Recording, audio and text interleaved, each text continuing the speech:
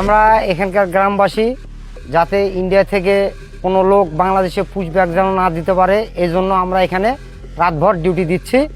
এবং তারা কোনো মাদক এবং কোনো ওপারের যে মানুষ, যে কোনো মহিলা হোক পুরুষ হোক, তারা যে বাংলাদেশে পুশব্যাক দিবে, তারা পুশব্যাক যেন না দিতে পারে, আমরা এই জন্য এখানে আমরা পাহারা দিচ্ছি। বিজিবি, আনসার এবং সকলে সহ আমরা গ্রামবাসী সহ আমরা পাহারা দিচ্ছি যাতে আমাদের বাংলাদেশে কোনো অবৈধ মানুষ না আসে। এখানে আমরা বিজিবির সঙ্গে গোটা গ্রামবাসী ডিউটি দিচ্ছি যেন ওই পার থেকে কোনো লোকজন না আসে, কোনো মাদকজন না আসে, এই জন্য সারা রাত তাদের সঙ্গে ডিউটি দিচ্ছি। আমাদের উদ্দেশ্য ওপার থেকে যেন কোনো পুলিশ এবার পার হতে না দেয়, আমরা সেই প্রতিরোধ করব। আমরা দেশ রক্ষার জন্য, আমরা জীবনবাসীর জন্য এখানে আমরা রাত জেগে ডিউটি করতেছি। আমরা যেন সুন্দরভাবে একটা পরিবেশ করতে পারি, সেইভাবে আমরা ডিউটি করতেছি।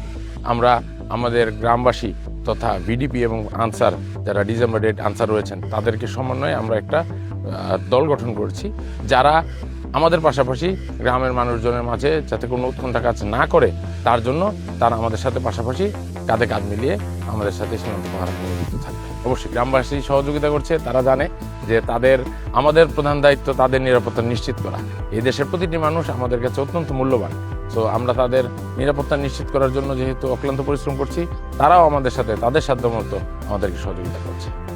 আমরা এই বিষয়ে আমাদের যেই প্রতিপক্ষ বিএসএফ আছেন, তাদের অধিনায়ক এবং আমাদের কোম্পানি কমান্ডার পর্যায়ে যখনই আমাদের তাদের সাথে মিটিং হচ্ছে, পতাকা বৈঠক হচ্ছে, এবং আমরা আমাদের মোবাইল এবং হোয়াটসঅ্যাপের মাধ্যমে তাদের সাথে যোগাযোগ করে জানিয়েছি যে এটা একটা রাষ্ট্রীয় প্রক্রিয়া, পররাষ্ট্র মন্ত্রণালয়ের ব্যবস্থাপনায় যেই প্রক্রিয়ার মাধ্যমে তারা যদি তাদের দেশের কোনো অধিবাসীকে আমাদের নিকট হস্তান্তর করতে চায়, সেক্ষেত্রে তাদেরকে সেই প্রক্রিয়া ফলো করে, ওই প্রক্রিয়া অনুসারে তারা রাষ্ট্রীয়ভাবে দুই দেশের সমঝোতায় সবসময় আইসিপি দ্বারা যেভাবে হয়ে আসে সেভাবেই হবে। সেক্ষেত্রে আমাদের কোনো জটিলতা নেই।